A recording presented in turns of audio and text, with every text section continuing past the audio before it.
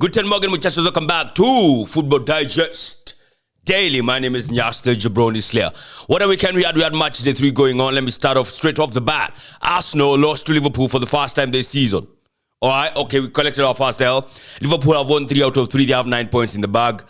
I'm going to be honest, man. That game was crazy. We got undone by, what do you call it? A fantastic set piece, a fantastic free kick from Dominic Szoboszlai. You know, like when he took that penalty, when he was taking the free kick, I was watching that game at bar next door. I told TJ, like, oi, you know Dominic can hit them from here, but let's hope today's not one of those days.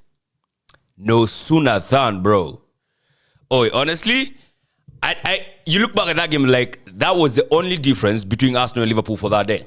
Like, you could not separate those teams. So solid defensively from the both sides. I'm going to be honest. I think Konate did a better job than he usually does. And even more so, Dominic Szoboszlai.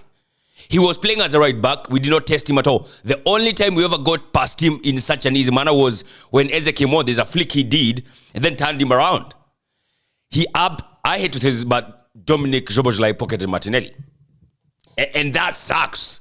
The fact that a makeshift right back is pocketing one of our out-and-out wingers.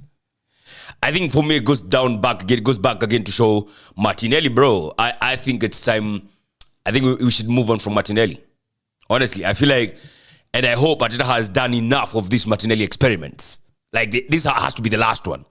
Martinelli was not good against Manchester United. He was not brilliant against Leeds. He was not good yesterday. He cannot be starting moving forward. I'm sorry, I like the guy, but it seems like Arsenal is becoming bigger than him. And when Eze came on, I don't know why Eze should not have started that game. But then again, it's a story for another. But I thought maybe Eze would start. You know, the more the closer we got to the match, the closer I started thinking, like, yeah, maybe Eze should start. Really, like, he should start this match because why the fuck not? And then again, Martinelli is there. He has space. He has played against Liverpool. And then he loves scoring against Liverpool and whatnot. You know, yeah, he started and then you're hoping, okay, let's do it. I think the one thing that really surprised me, though, is the starting of Mikel Merino. I honestly, I did not see that one coming. And I don't know why he started. Because those are some of the things that you're like, it's like you're going there planning not to lose. It's not like you're going there to win. It's not to lose. Because why did we start with Mikel Merino? He's not a creative hub. We have Rice, we have Zubimendi and Merino. Why not start Eze? Why not start Nwaneri? I think if I was to fault Arteta for this game, I would say that was one of the faults. I don't think Mikel Merino should have started. I think we should have started with someone who's more creative because it basically shows that we are going there planning not to lose. You know, there's a difference when you go to a place planning not to lose and planning to win. All right? Could have been those instances where you feel like, maybe if we got a draw here, then we're fine. Instead of like, yo, let's go there and get all the 3 points. Let's go there, have Rice, Zubimendi, and guard them Eze. Or have Rice, Zubimendi, and guard them Nwaneri. But yeah, I also feel like maybe the substitutions could have been done a bit earlier. I don't think, was it the 58th minute? I was watching that game, I was feeling like it's starting to shift. Like you're starting to feel Liverpool growing more into the game. We are having very few possession of the ball. The possession of the ball is basically now moving more towards Liverpool and not sort of 50-50. And he did make that substitution then. And he made the substitution, I think, around the 70th minute. So Eze got like 20 minutes. But I'm honestly sure, I think like moving forward, Eze starts all the matches. I think so. I was also surprised to see Odegaard available. And I was like, so if he was available, why did he not start? It's not like he had a foot injury or something. It was a shoulder injury or something. That's why he got taken off against, what was it, against Leeds? Was it Man United? Yeah, like, I don't get it. Honestly, like, you look at some of those things, you're like, why, Arteta, why? Why? For me, starting with Mikel Merino was not good. I don't think he should have started. I think when you start someone like that, it just goes to show like you guys are here maybe trying to get a draw instead of not here to win this match. And there's a difference, right? So Liverpool won the game 1-0, and I feel like that's what they needed. And then they have gone on and they have agreed a deal with Newcastle for Alexander Isak, which was very inevitable, for 130 million. Like, guys. And they are apparently also talking to Mark Guehi about coming to Liverpool. Mark Guehi scored a blinder of a goal, a sublime goal, a golazo against Aston Villa yesterday. The match was coming after the Liverpool-Arsenal match. Aston Villa got beat at home by Crystal Palace 4-3. 3. Mad thing, bro. Honestly, not gonna lie. Like Aston Villa right now, they are 19th in the Premier League standings with just a single point. They have scored no goals so far. I'm looking at that thinking, oi, could Dracula actually win the sack race? Could he really? Because I'll be very surprised if that happens. Honestly, I don't think he wins, but he's moving Kidogo mad right now. And I need to also point out against Liverpool, the Arsenal team, Saliba came off in the 4th minute. I thought it was a hamstring injury. Turns out he had an ankle problem before the game in the warm-up. But somehow he started. I don't know why. But yes, maybe he told her like, yo, maybe I'm easy. I can actually start. And then in the 4th minute, he goes down. And he's taken off, and in comes Mosquera, who in the first few minutes you could say he had a sort of a heavy touch, couple of heavy touches, but he grew into the game. I don't think he put a foot wrong. He's fantastic. He's really good, and that's what you get with depth. I think Madueke caused more problems than Martinelli, and these are the problems we want Martinelli to be causing, but he's not doing it. I don't know why. We want Martinelli to be causing chaos in the goddamn box. Only Madueke did that. I think, honestly, Kake's handled that quite well. I think he did. I think Kakes. I honestly thought Madueke was going to ban Kakes, but he did not. He did not really ban Kakes. But yeah, he tried. I would say he was a better threat than Martinelli. I think Gyökeres tried. I think when you have up against guys like Konate and you have a physical striker who thrives on physicality and strength, they are definitely going to beat you to strength. Or they like such kind of strikers, you understand? So he didn't do much, really. Zubi tried. Rice was a bit off, to be honest. There's a free kick he did, I think the second half, or what was it? And he went way above the bar. I'm like, yeah, Rice is not 100 today. He's not 100%, honestly. Like, I don't think he was.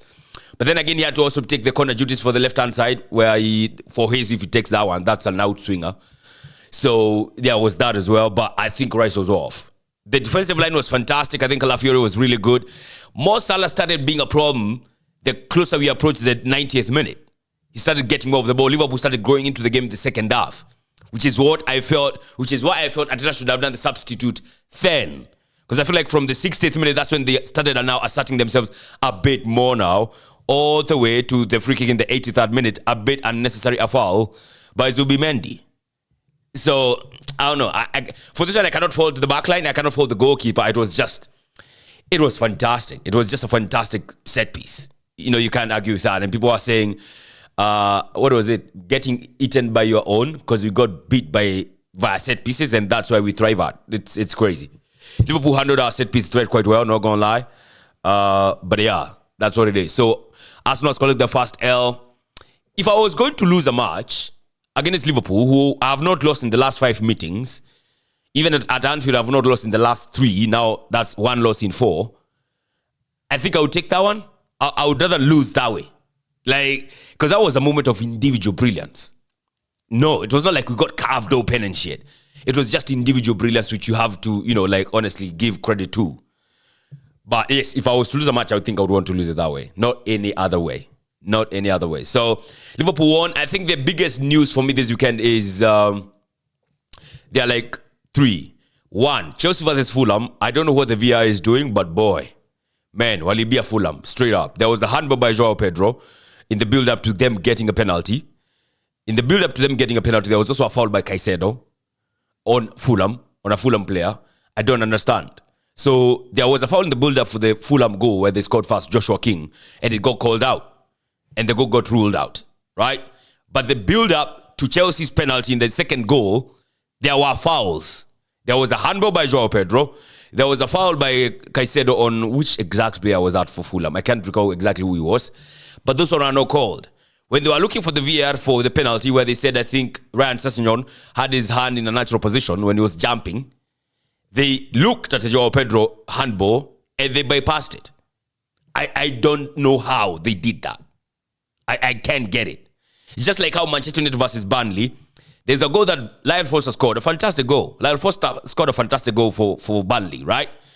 But they called an offside. Guess which part of the Burnley player was offside? His goddamn hand. Since when has a hand become a fucking offside thing? Like, you can't score legally with your hand. So if I call offside, Offside is always for like any part of your head or maybe even here on your shoulder or something or your knee or even the tip of your goddamn shoe. But your hand, for that to be called as offside, that was... And they even showed the offside thing, bro. Like, Walichora... See, you know now they don't do lines, right? They have this semi-autonomous system for offsides. They show that one, and they show the hand, and they still go ahead and rule out the goal. PGM, well, they are back at it. Even against Liverpool. Szoboszlai, there's a place he handled the ball with his hand. Up. This one is always called. You can't tell me this one is not always called. This one is always called as a handball. In the box. Wasn't called. I don't know, man. VAR is back at it. It's absolutely terrible. Absolutely terrible. Of course, Manchester United beat Burnley 3-2. What a game that was. I totally enjoyed that one. I think for Manchester United fans, sorry, they will hate the way the game went. It was a proper roller coaster for them. But they got all the 3 points, and that's all that matters. Jadon Anthony, such a jabroni, man. He had gotten them the equalizer, and then he does that. And then you're waiting to see if Bruno is going to sky it again. I mean, he couldn't. He could not sky it. So, yeah, they won 3-2. They were excited about that. They needed that break. They needed those 3 points. That's fine and dandy. They are now 9th. And the other counterpart for Manchester is the one that is in the bottom half. I'm talking Manchester City. Man City are 13th right now. Man City have not won a game back-to-back. Man City got beat by Brighton at the Amex Stadium. They had Rodri on the pitch. They had Haaland on the pitch. Ryan Chucky, understand, got injured. He might be out for like a month. Man City were coming to that game after having lost at home to Spurs the previous weekend. So they've only beaten Wolves. And we all know Wolves get beat by everybody. So Man City, I don't get it. But I love it. I don't need to get it, but I got them loving, not gonna lie. So Man City got beat by Brighton 2-1. That was news. Very big news, very exciting news. Not just like how it was news that West Ham beat Nottingham Forest for 3. 3-0 indeed. I'm like, what? What the hell is going on? I can't believe it. West Ham won 3-0 at Nottingham Forest. It's called the City Ground. Yes. Absolutely insane. Sunderland made a comeback on goddamn Brentford, I think. Was it Brentford? I think it was Brentford. Brentford scored fast, and then they came back to it. And Xhaka assisted the winning goal. And it's crazy. Sunderland has won 2 games now out of 3. Better than Manchester City. Crazy when you think about it, really, isn't it? So, yeah, that's how the cookie crumbled in this game week, man. Has left Arsenal 3rd. Chelsea are now 2nd. Liverpool are 1st. Of course, they have 9 points. Chelsea are 2nd. I think they have 7 points. Arsenal are 6. And a couple of like other teams that have 6 points. Yes, going to the international break, then we come back. After that, then we have the Carabao Cup kicking off. We have the Champions League kicking off in like 3 or 4 matches. Then we go for another break. So one to keep an eye on. So it's quite interesting. I'm not feeling really bad about the loss, to be honest. Because again, it's not like we got outplayed and all that shebang, but it's just individual brilliance that came to the fore, and that's what it is. I just hope moving forward we don't see Martinelli. I would rather even Trossard starts. Honestly, I don't want to see Martinelli moving forward. Maybe he can do the Carabao Cups and FA Cups. I'm happy with him starting from the bench and coming on when to make the guys run a bit more when they're already tired. That's fine. I'm okay with that. But him starting, no, not against this caliber of opponents. No. Also, the Chan tournament ended this weekend on Saturday, where we had Morocco up against Madagascar, and Morocco won that game 3-2. What a bang of a match. Madagascar scored first, Morocco equalized. Then Morocco scored the second goal, and Madagascar equalized. And then Lamlou, he was like, hey, this is my goddamn tournament. I am winning this shit for Morocco. And he scored an absolute banger. Like, that has to be the goal of the tournament. Has to be the goal of the tournament because that was fantastic. It's just like how Madagascar's first goal. Oh, that was a beauty. I think the amount of goals that were scored in that final, 5.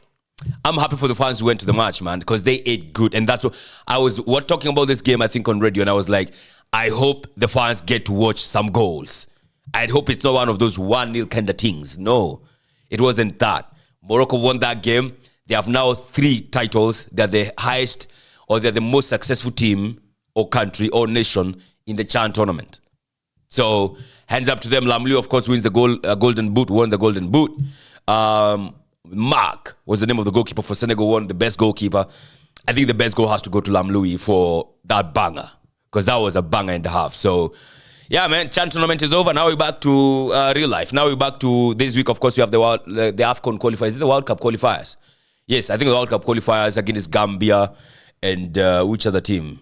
We are playing next week, I think on Tuesday or Wednesday. I can't recall the other team, but I know this coming Friday, we play against Gambia at Kasarani. So, quite interesting moving forward. The international break is here.